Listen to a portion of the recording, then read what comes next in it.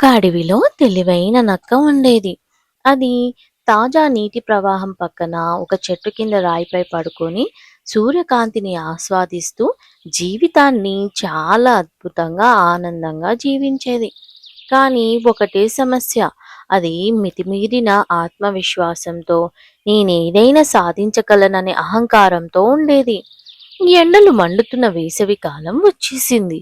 ఒకరోజు నక్క ఆకలితో అడవిలో తిరుగుతూ ఉండింది. ఎండల వేడికి తట్టుకోలేక అది భోజనం కోసం వెతుకుతూ వెళ్ళింది.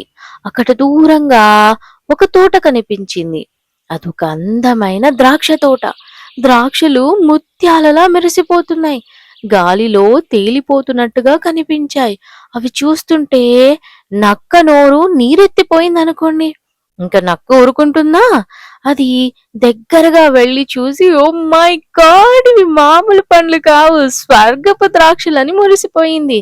ఇంకా దాని ఊహా ప్రపంచ లోకంలోకి వెళ్ళిపోయింది. ఇవి నేనే తింటా, ఇవి నాకే సొంతం, ఇంకేమైనా ఉందా స్వర్గ సుఖం అని ఊహించుకుంటూ ఉంటది.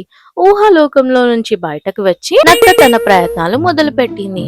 నక్క ఒక రాయి మీద నిలబడి జోరుగా దూకింది. కింద పడిపోయింది, కానీ ద్రాక్షలు మాత్రం అందకుండా పోయాయి. పాపం. అది రాయిని తిట్టుకొని మళ్ళీ మొదలుపెట్టింది. ఈసారి చెట్టు కొమ్మను పట్టుకొని బలంగా చెంచేసింది, కానీ గజ్జు అని కింద పడిపోయింది. పాపం. నక్క మళ్ళీ తన బలాన్ని మొత్తం పెట్టి జంప్ చేసింది, కానీ ఈసారి కూడా నో లక్. నక్క ఊరుకుంటుందా?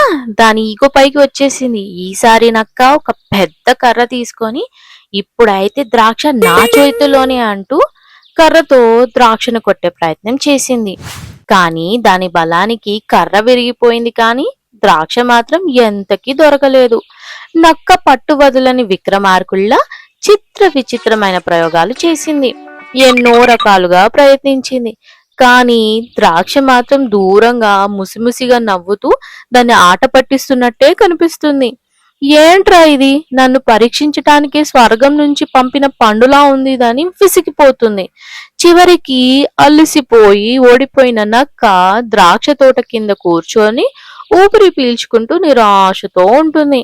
తన నిరాశని తగ్గించుకునేందుకు నక్క ఆ ద్రాక్షలు ఎలాగైనా పుల్లగానే ఉండుంటాయిలే అని అనుకుంటుంది. నక్క అక్కడి నుంచి మెల్లగా నడుచుకుంటూ వెళ్ళింది, కానీ తాను ఆ ద్రాక్షలను తినలేకపోయిందనే బాధ మాత్రం మదిలో తిరుగుతానే ఉండింది. వెనక్కి తిరిగి చూస్తూ, ఈ ద్రాక్షలు నాకొద్దు, అవి అస్సలు బాగోవు, అవి పుల్లటివి అని అనుకుంటుంది. కానీ మనసులో మాత్రం ఇవి ఇంకా తీయగానే ఉంటాయని అనిపిస్తుంది. నక్క వెళ్తుండగా ఒక చిన్న స్క్వేరల్ చలాకీగా దూకుతూ టింగ్ టింగ్ టింగ్ అని వస్తుంది. ఈజీగా చెట్టు పైకి అలా ఎక్కేసి రసరసలాడే ద్రాక్షలు తింటూ ఎంత బాగున్నాయో అని మురిసిపోతుంది. అది చూసిన నక్క కోపంతో మండిపోతుంది. ఇంకా తన అదృష్టాన్ని తిట్టుకుంటది. కన్నీరు వస్తుందేమో అన్నట్టు మొహం వేసుకొని చివరిసారి వెనక్కి చూసి నిరాశగా అక్కడి నుంచి నడుచుకుంటూ వెళ్ళిపోయింది. అందుకే మనకు అందని వస్తువుని తప్పు పట్టడం కాదు, ఎందుకు కోల్పోయామో తెలుసుకోవటం ముఖ్యం. నిజమైన విజయం కృషి మరియు తెలివితేటలతోనే సాధ్యమవుతుంది.